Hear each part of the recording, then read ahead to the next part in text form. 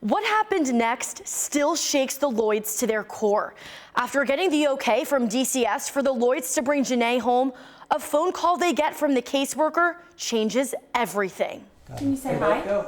Jericho Lloyd was driving home with Janae after a long and emotional day at the hospital, but she got a call from the Child Protective Services worker.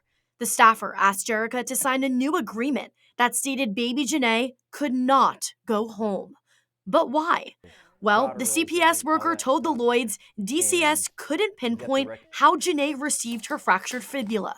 We didn't know. No one knew. And we really didn't. So we were being honest. And then questioning on back, well, gosh, maybe we should have said something happened. But no, I think the truth's the right thing to do. And, in this case, feel like we were punished for that. Hours later, the family went to a preliminary hearing.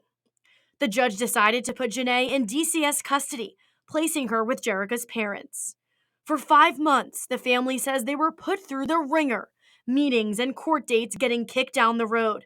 The case dragged on and on. They didn't even take the time to investigate. They didn't come to our home. The CPS investigators never even came to our home at any point. 5 months later, the Lloyds eventually had their time in court. It's been a blur because, every time we thought it was going to end, it did not. The Department of Children's Services never comments on any specific cases. Fox 17 has asked for clarification many times on many stories.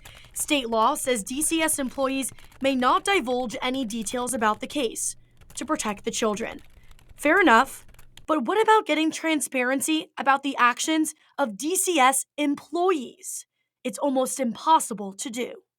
But juvenile court depositions Fox 17 News received from the family shows the Lloyds pediatrician saying again, but this time in court, he did not suspect any intentional injuries.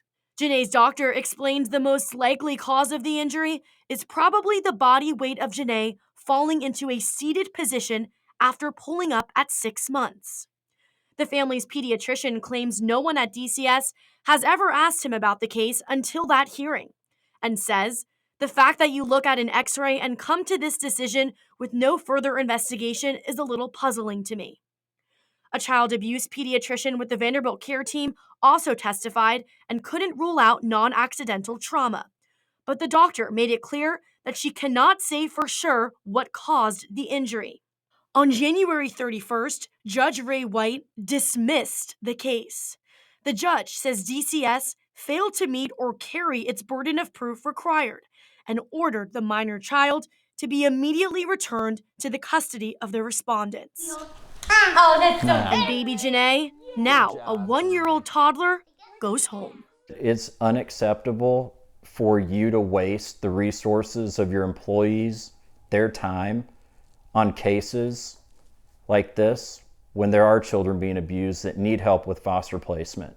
Come get dada. But Jeffrey believes the way DCS handled this case was an egregious overreach and feels this displays a complete lack of accountability within the department. It's been brutal. I think just being helpless, being,